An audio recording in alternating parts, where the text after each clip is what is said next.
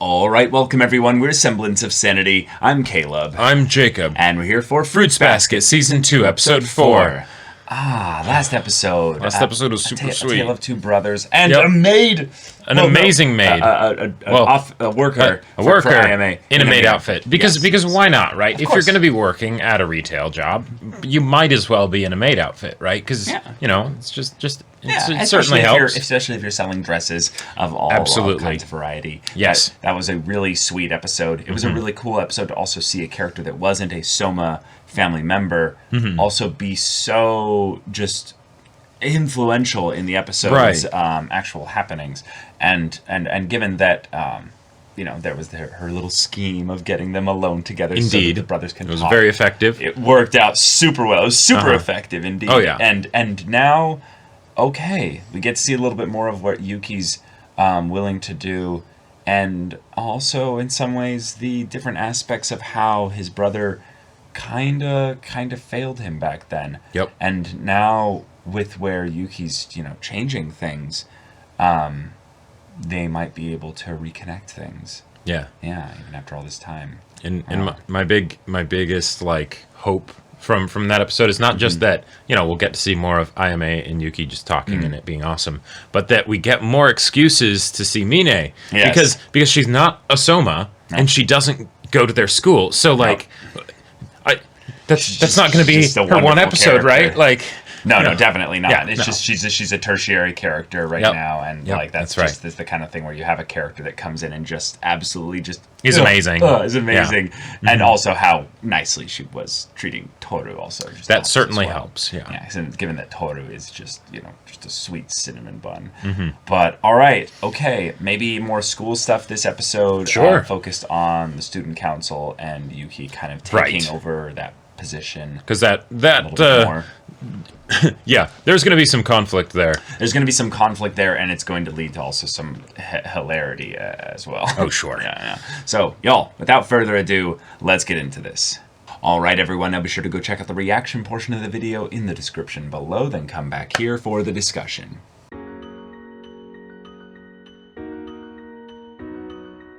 All right. Okay. Haru-focused episode. Yep. Yeah, with a little bit of Yuki splashed in there as well. Right. So really sweet. I really episode. liked it. Yeah, it was something where getting focused on Haru. That's Haru's a wonderful, enjoyable character, right? Yeah, very entertaining. Yeah, very entertaining. So getting focused on him with some heartfelt stuff, awesome. Love it. Nice little package. I really liked, and this is something that Fruits Basket just in general does really well. But the way that they tied in Haru's struggle to the struggle of all the other characters as well, right? They all are connected. Exactly. From Yuki being like, oh, yeah, going to check on him at the Soma estate. Shit, okay, no, I can do this, right? To Kyo, protecting Toru, and then being like, oh, you should stay away from him. Am I being a hypocrite here because... that's what she did for me. And... I love it, right? And and especially with Kyo's, that's something that doesn't necessarily have to take a lot of time, right? But it adds so much to the whole. Yeah. And then we get Haru's situation, which is also a way to introduce a new character, and it's like awesome. I love the way that most of the characters in this story are introduced as a connection to another Soma family member, and in this case, Rin is a Soma Zodiac family member. Which means she's most likely the horse. And also, just the idea that, well, if this is her, beginnings of her formal introduction, there was that aspect of the way she was, talking about Yuki when, she was in the hospital room, way back.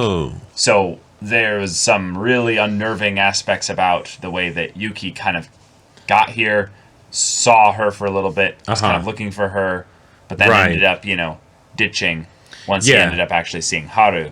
So I'm now curious, why was she running away from the hospital, but specifically going back to the Soma estate? Because if she was running away from the hospital... Wouldn't they then find her there and send her back to the hospital? Yeah, so maybe she wasn't running away. Maybe she was looking for someone.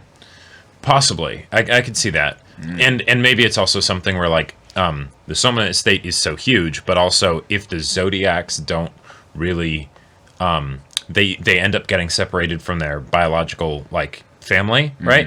Then maybe they have a bit more autonomy within the Soma estate. Oh, sure. And then she could actually like return to her room, basically, that's there, and no one would really know, you know? Sure, maybe no one would also stop her as well. Sure, yeah.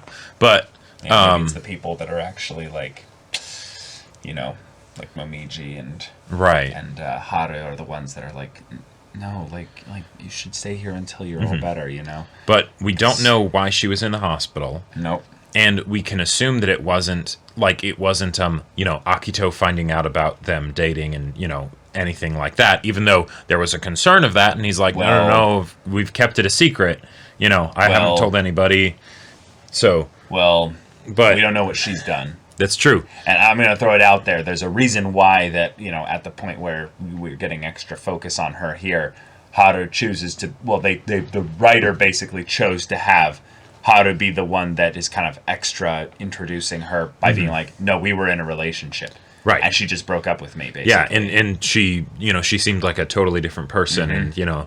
And that sounds very familiar. Right, it does very much seem like something happened with her that's not just her being sick, you know, that maybe things could be traced back to.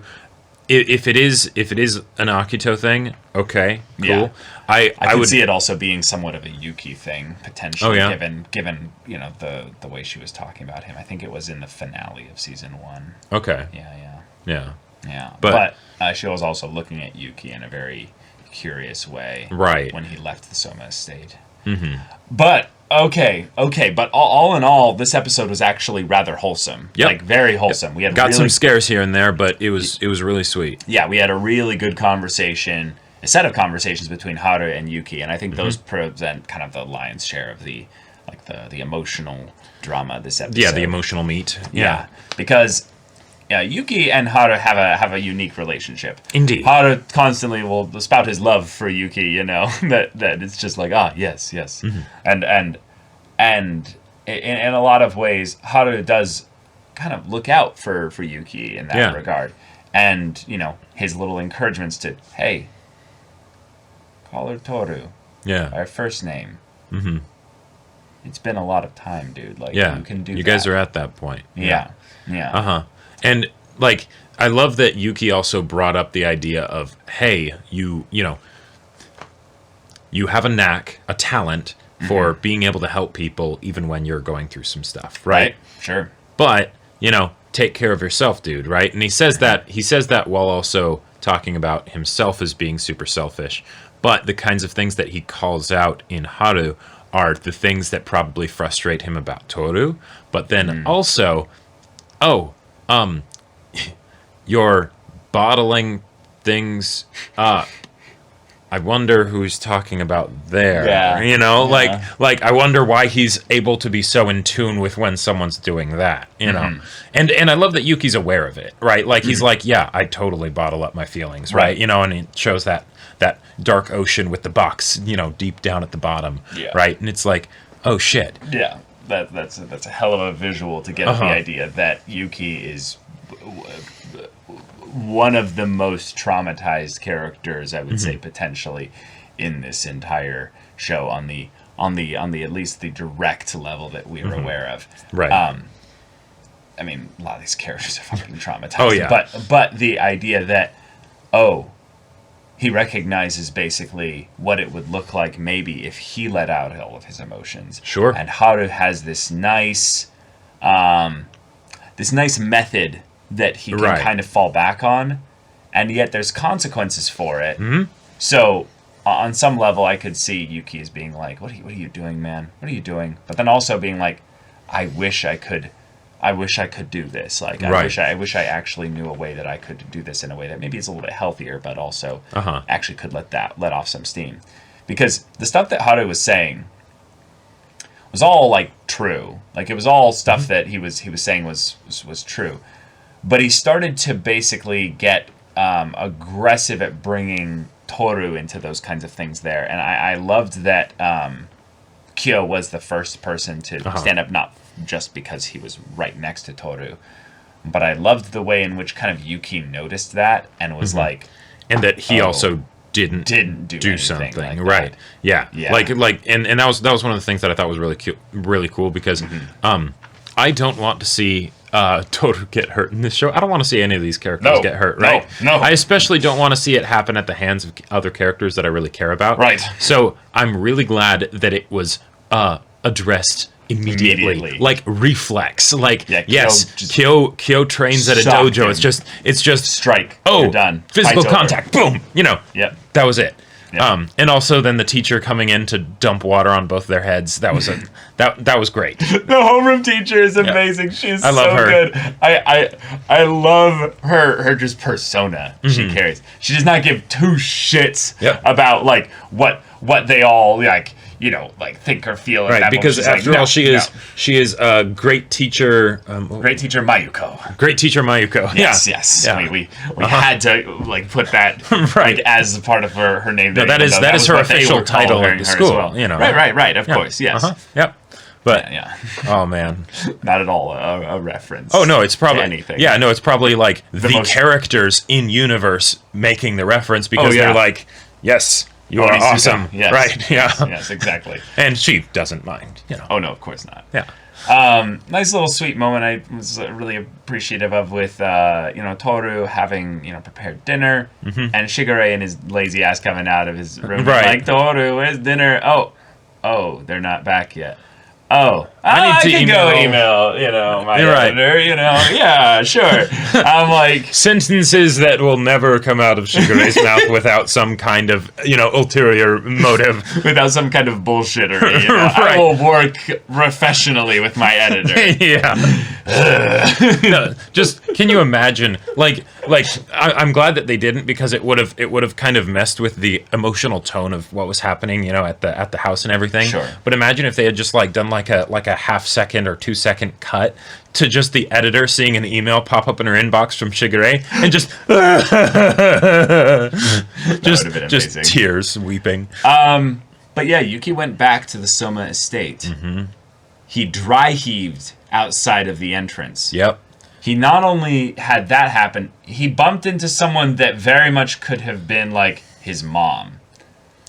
I very much think that was his mom. It could have been his mom. I feel like maybe more likely. Grandma? Yeah. She's like an elder within the estate that is not a Zodiac, but is like, Yeah. Like one of the people that wasn't just like... Because okay, with the shit that Akito does, right?